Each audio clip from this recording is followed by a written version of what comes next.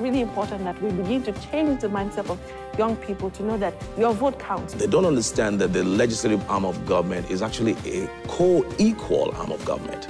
We have an incredible amount of potential. Whatever it is I was doing, because of my personal DNA, it had to be of an international standard, which is what, seriously speaking, is all about.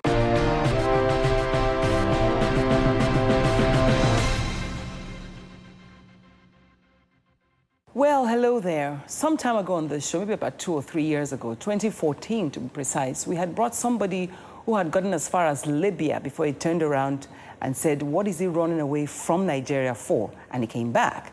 But in recent times, in the past few months, we've now started to see tons of Nigerians who are coming out. After the 26 girls died in the ocean, were they Nigerians?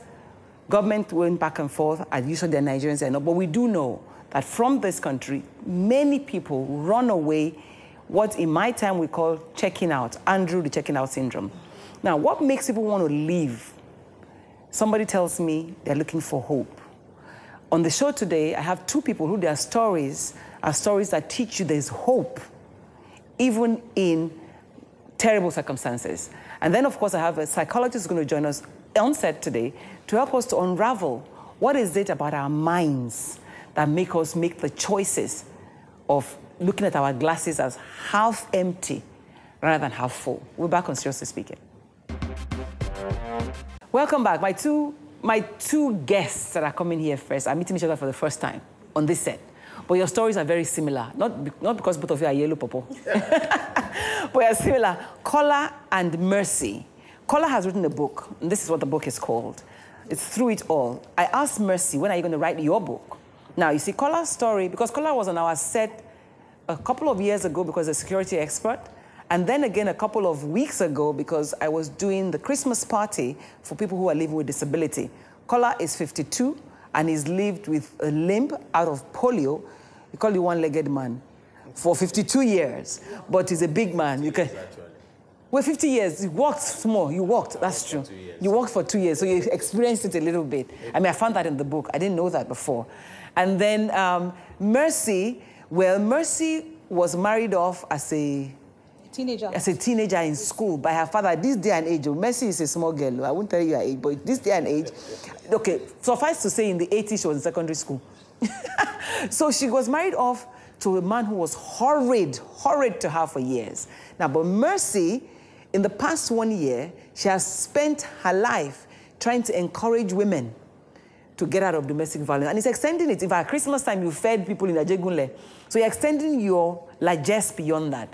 Now, I will let them tell us each their stories. I'll start with Kola, because when I read this book, there were moments I cried. I mean, it was goosebumps. And one of them, I was going to read it, but I'm going to stick away from reading it. The experience you had at 10 when you were running with your brothers, and then you fell, and the masquerade was going to catch you, and then you felt like, take it from there, Kola.